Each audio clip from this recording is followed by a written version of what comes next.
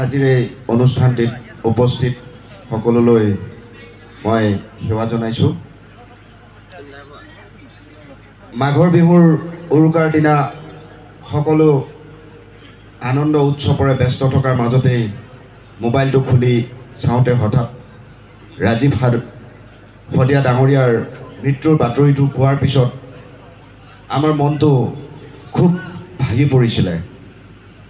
আমি সৰুৰ পৰাই শোষিত নিষ্পেষিত দুখীয়াৰ চিন্তা কৰা শ্ৰমজীৱী মানুহৰ চিন্তা কৰা মানুহক খুব অন্তৰেৰে শ্ৰদ্ধা কৰোঁ।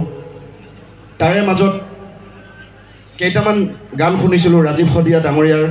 তেখেতৰ লগত মোৰ ফোনৰ কোনোদিন যোগাযোগ হোৱা নাছিলে, কিন্তু তেখেতৰ চিন্তা চেতনা বা তেখেতৰ সৃষ্টিক মই এই মোবাইলতেই বা গানতেই যি পাইছিলোঁ সেইখিনিৰে গম পাইছিলোঁ যে তেখেতৰ মনৰ গভীৰতা কিমান আছিলে, তেখেতে মানুহৰ প্ৰতি কিমান দৰদী মনৰ মানুহ আছিলে। সেইকাৰণেই মোৰ ঘৰ তেজপুৰ জামুগুৰিত। মনটো খুব সুদুৱনিৰ মাজৰে দিনখিনি পাৰ কৰিছিলোঁ। তাৰ মাজতেই মোক যিজনে মাইক্ৰফোনটো দিছিলে তেখেতৰ মই ফেচবুক পেজ চাই আছিলোঁ যে শদিয়াৰ টুপচিঙা গাঁৱত ৰাজীৱ শদিয়াৰ যিটো ৰাজহুৱা আদ্যশ্ৰাদ্ধ অনুষ্ঠান বৃহৎভাৱে আয়োজন কৰিছে। মনত এটা স্থিৰ কৰিছিলোঁ যে এই অনুষ্ঠানটো যেনে তেনে গৈ হ'লেও পাবই লাগিব। মনৰ বিভিন্ন ব্যস্ততাৰ মাজত থাকোঁ যদিও এই অনুষ্ঠানটোত উপস্থিত থাকিবলৈ কিয় নাজানো মনটোৱে খুব সুধুৱনি কৰিলে। আজি ইয়াতে আহিছিলে গণশিল্পী মহেন্দ্ৰ হাজৰিকা। তেখেত মোৰ খুব ঘনিষ্ঠ, তেখেতৰ লগতো কথা পাতিছিলোঁ, কিন্তু তেখেত কালি অহাৰ কথা আমি একো আলোচনা কৰা নাই। মই মোৰ বাবে আহিলোঁ, লগত মোৰ দুজন দাদা আহিছিলে, ভাইটি এজন আহিছিলে আৰু তেখেতৰ ভাগে আহিছিলে। আৰু তাতকৈ ইণ্টাৰেষ্টিং, মোৰ ঘৰ য'ত জামুগুৰি হাট কুসুমতলা, তাৰ সন্মুখতে আমাৰ ত্যাগবীৰ হেমবুঢ়া মহাবিদ্যালয়। হীৰক জয়ন্তী উৎসৱ আজি যোৱাকালি আৰু তাৰ আগদিনা তিনিদিনীয়া কাৰ্যসূচীৰে চলি আছে। ময়ো সেইখন মহাবিদ্যালয়ৰ প্ৰাক্তন সাধাৰণ সম্পাদক আছিলোঁ। কালি সেই অনুষ্ঠানটোত যেন তেনে ভাগ লৈ আবেলি দৌৰা দৌৰিকৈ দাদাহঁতক লগ কৰি এৰেঞ্জ কৰি আমি 9:30মান বজাত আমি এই শদিয়াৰ টুপচিঙা গাঁওখনলৈ খুব আশাৰে আমি ঢপলিয়াই আহিছোঁ। আমি আহি 6:30মান বজাত আমি ঢলা পাইছিলোঁ।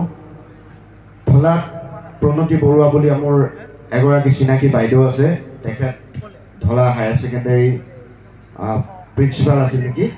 এই বাইদেউৰ তাতে আমি বহি তাৰপিছত আমি 10 বজাত আহি এই অনুষ্ঠানটো পাইছোঁ। এই অনুষ্ঠানত শদিয়াবাসীৰ পৰা আচলতে শিকিবলগীয়া আমাৰ বহুত আছে।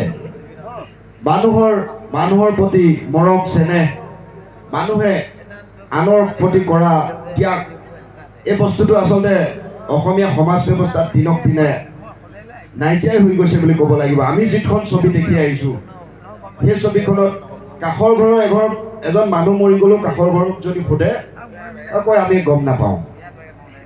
এইটো প্ৰেক্টিকেল হৈ গৈছে মানুহৰ ব্যৱস্থাটো।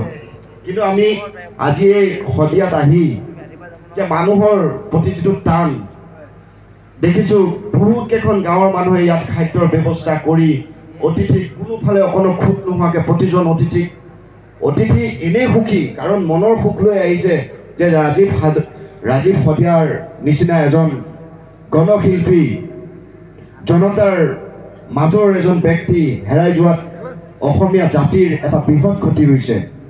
এই কথা মৰ্মে জাতিক ভাল পোৱা, নিজক ভাল পোৱা, নিজক অসমীয়া বুলি স্বাভিমান বুলি চিনাকি দিয়া প্ৰতিজন মানুহেই অনুভৱ কৰিছে। হয়, কিছুমান স্বাৰ্থলোভী মানুহে স্বীকাৰ নকৰিব পাৰে, স্বীকাৰ নকৰা ব্যক্তিসকলেও মনে মনে ভাবিছে হয় ৰাজীৱ শদিয়াৰ বিয়োগ আমাৰ বাবে বৃহৎ ক্ষতি। বিভিন্ন কাৰণত মই শিল্পী সমাজৰ মানুহ নহয়, মই ব্যক্তিগতভাৱে মোৰ জীৱিকা হিচাপে মই ব্যৱসায় কৰোঁ। অথচ মই সাহিত্যই হওক বা ব্যৱসায়ে হওক বা বিভিন্ন বিষয়ৰ লগত জড়িত থাকোঁ, চাওঁ, কোনো ৰাজনীতিৰ লগত জড়িত নাথাকোঁ, কিন্তু দেখোঁ যে কেতিয়াবা যদি কোনোবা শিল্পীক কোনোবা অনুষ্ঠানত কোনোবা কৰ্মকৰ্তাই মাতিব বিচাৰে, তো মাতিবলৈতো ধনৰ প্ৰয়োজন হয়। এই ধনটো কিন্তু এটা বিশেষ ৰাস্তাই দি আহে সমাজ ব্যৱস্থাত। সেই যোনটো ৰাস্তাই দি আহে, সেই সমাজ ব্যৱস্থাই অহা ৰাস্তাটোৱে যদি শিল্পীজন কোনোবা প্ৰতিবাদীমুখৰ হয়, সমাজৰ চিন্তা কৰি কোনোবা বিশেষ ব্যক্তিৰ সুবিধা নোহোৱা শিল্পী দেখে, তেতিয়াহ'লে বন্ধ কৰি দিয়া হয়। কিন্তু আমাৰ সমাজত আমি দেখিছোঁ যে গণশিল্পী বুলি ক'লে চহা খেতিয়ক, চহা সমাজ ব্যৱস্থাৰ মাটিৰ মানুহৰ চিন্তা কৰা যিবিলাক মানুহ, সেই মানুহৰ আজিৰ সমাজত দাম দেখা নাই।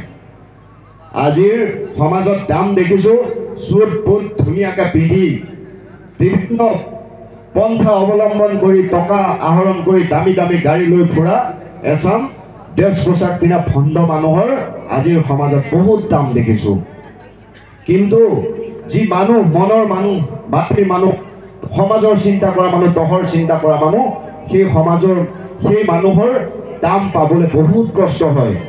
আজি তাৰে মাজত মোৰ মনৰ কথা কোনোবাই দুখ পালে কৈ দিব। আজি ৰাজীৱ সতীয়া ডাঙৰীয়াৰ বিষয়ে যিমানখিনি জানিছোঁ, তেখেতে অত্যন্ত কষ্টৰ মাজেৰে আজি সংগ্ৰাম গানৰ মাজেৰে নিজক চলাই পেলাই সমাজত প্ৰতিষ্ঠা লাভ কৰিবলৈ সক্ষম হৈছে। কিন্তু স্বীকৃতি দিবলৈ মানুহে খুব টান পায়। স্বীকৃতি গুণীৰ গুণ ল'বই লাগিব। গুণীৰ যদি গুণ নলয়, তেতিয়াহ'লে নিজে সদায় আনৰ ওচৰত অপৰাধী হৈ থাকিব। আজি মই তেজপুৰৰ পৰা আহিছোঁ, আজি মনৰ কথা দুটা ক'বলৈ সুবিধা পাইছোঁ। আজিৰ এই মঞ্চতে, এই পবিত্ৰ মঞ্চত মই দুআষাৰ কৈছোঁ।